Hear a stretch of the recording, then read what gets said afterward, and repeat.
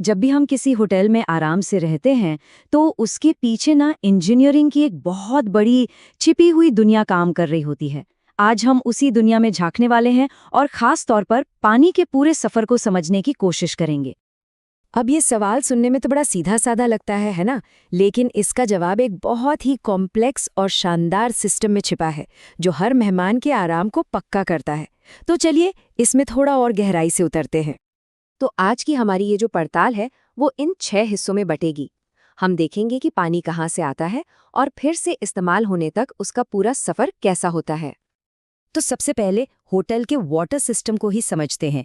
पता है, ये बिल्कुल हमारे शरीर के सर्कुलेटरी सिस्टम जैसा है, जहाँ पाइप्स धमनियों की तरह हैं और पंप दिल का काम करते हैं, जो इस पूरे नेटवर्क को आप कह सकते हैं जिंदा रखते हैं।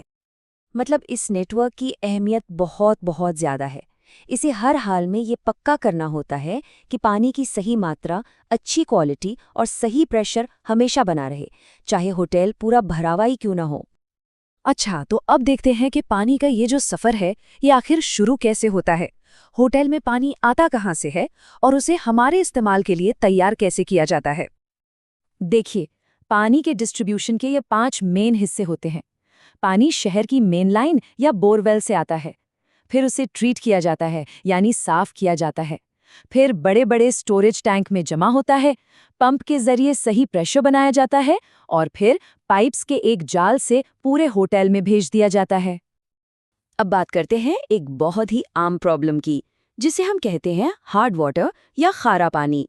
ये तब बनता है जब बारिश का पानी जमीन के नीचे चट्टानों से होकर गुजरता है और अपने साथ कैल्शियम और मैग्नीशियम जैसे मिनरल्स को घोल लेता है। और खारे पानी की दिक्कत सिर्फ ये नहीं है कि साबुन से झाग नहीं बनता।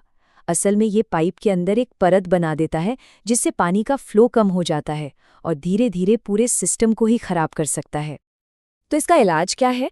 इसका सल्यूशन है जियोलाइट प्रोसेस। इसे ऐसे समझिए कि ये एक जादुई फिल्टर जैसा है, जो पानी में मौजूद हार्डनेस पैदा करने वाले पार्टिकल्स यानी कैल्शियम और मैग्नीशियम को पकड़ लेता है और उनकी जगह सॉफ्ट पार्टिकल्स यानी सोडियम को छोड़ देता है। नतीजा, पानी सॉफ्ट हो जाता है। ठीक है, तो पानी अब नरम हो चुका है। अब आता है अगला बहुत जरूरी स्टेप, मेहमानों के लिए 2400 घंटे गर्म पानी की सप्लाई तैयार करना। पानी गर्म करने के लिए होटल ज्यादातर इन 3 तरीकों का इस्तेमाल करते हैं। पहला है डायरेक्ट सिस्टम, जो छोटे होटलों में आम है। दूसरा है इनडायरेक्ट सिस्टम, जो बड़े होटलों के लिए ज्यादा असरदार होता है।